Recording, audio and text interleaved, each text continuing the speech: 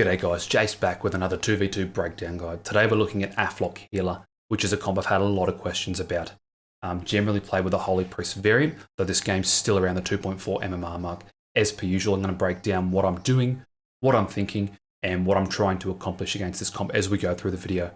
This comp can be quite tricky and has a lot to do with how well you do in the opener. It's all about pumping out as much damage as you can very early on and trying to close the game out early so it doesn't go into dampening. It can be a very difficult comp to fight if you start getting kited around and your healer has to heal for all of that damage. So this video might look like it was a bit of an easy matchup, but it really isn't, and it's all about how I'm playing.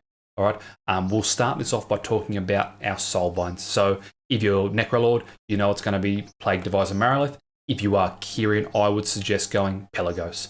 The reason that you'd want to pick Pelagos is going to be this talent here. We've gone over it before. It is Path of the Devoted. So after recovering from a CC effect, you're going to take 20% reduced damage and you won't be able to be slowed beneath 90% movement speed for 5 seconds, and it can occur every 30 seconds. So it's really, really powerful.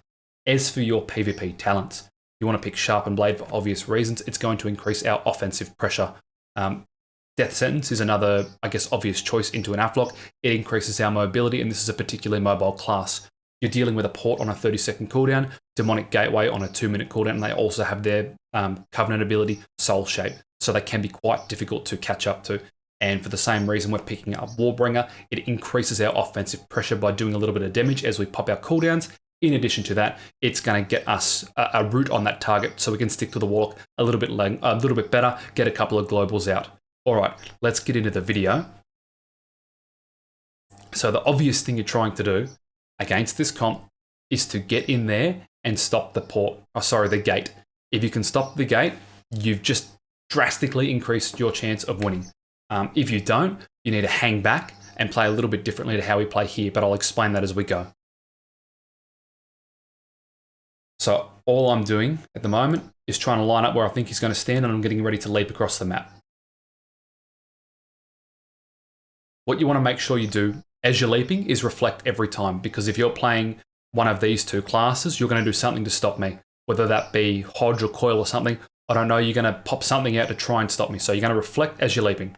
Leap, going to land, and I Stormbolt, and I get it. So when I get this, I need to take advantage of that fact. I fear them. I'm going to spear so he cannot get away, and I'm just going to bust every cooldown that I have so I can get maximum offensive pressure. He really is getting destroyed here. We Bladestorm the Shadow Fury, which he Aura Masteried for, and we're just pounding damage into them. Pounding damage. So my job here is to stick to this guy like glue. I don't want him to get away because I probably won't catch back up. When you're versing Afflocks, you want to stop them getting out their UAs as much as you can, especially if they have their big cooldown Dark Soul up. If you do see them start to cast an ability like Soul Rot, it is a dead giveaway. They're going to try and Deathbolt you, and they are Deathbolt spec generally. So keep that in mind. Soul Rot equals Deathbolt, and Deathbolt equals one-shot. So he's now got the Port out, and I need to become mindful of that fact. I get a Pelagos proc, it lights up for me, and I'm just going to go and look the blue ghost jizz in the eyes and pick up my proc.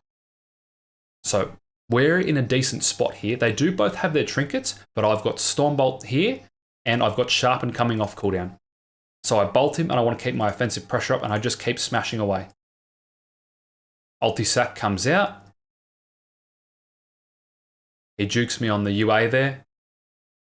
So here's the Soul Rod. I become a little bit frightened because I think, is this a Deathbolt? Yes, it is. So because we know he got that Soul Rod off, it's the dead giveaway, the Deathbolt's coming, and we're going to press our parry to eat that. Beautiful, we parried it. So obviously you don't parry the whole ability, it just gives you your 30% wall, which is sometimes going to be enough to save you if this crits you, because it can be a one-shot. We've all seen it. We get that off and we're just all over this guy. So he's got me here. I don't have a pummel, I don't have a stun, and I don't have fear. I cannot stop this gate. He's getting it.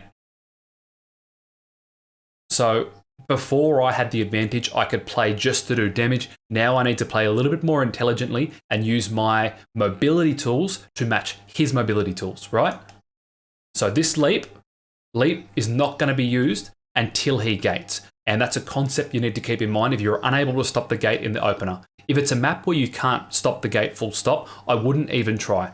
I would get on my mount and I'd run in and try and get on top of them, piercing howl, and then only use my mobility tools in response to theirs. So if he gets a little bit away from you, don't just charge to him. You need to save it.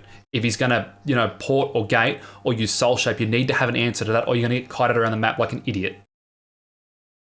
So he gets away. Because he has used that gate, I'm now allowed to leap. I want to land on top of him and get that piercing howl out so he can't kite me. So UA is coming out. He tries to juke it. Jukes me, tries to juke again. We Stormbolt. We've got a bit of pressure here. He's got a Divine Favor proc, so a big heal is on its way. But I've now got Spear. His port's over there. He's not getting away from me here. The Spear comes out. We kick the UA. Remember, you want to kick the UAs. Really important. Okay, he's low. Remember, I've talked about this time and time again. If they get low and you've got Sharpened Blade up, use it. This guy's around 30%. He's now got to deal with a Sharpened Blade as well. That's going to make it very difficult for them to recover. I get a Pelagos proc again, so we need to look for that blue Ghost Jizz if it's easy to find.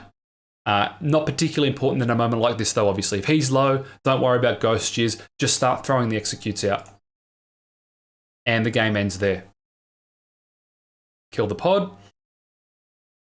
So, it looks like it was an easy matchup, but it really isn't, like I was saying.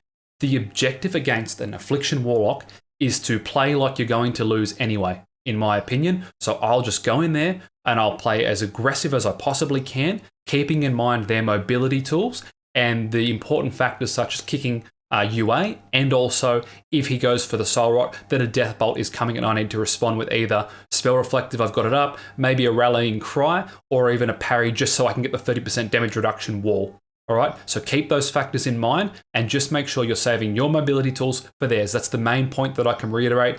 I obviously got the gate in this, but I gave you a bit of a breakdown as to what you need to do. If you can't or don't get the gate, just get in there on your mount instead of using your mobility tools, get on top of them, piercing howl, and then start to trade your mobility tools for theirs. Any questions? Chuck them down below for me, guys. Like the video if you think it helped, and subscribe to see when my content goes live. Thanks, and I'll see you in the next video. Peace.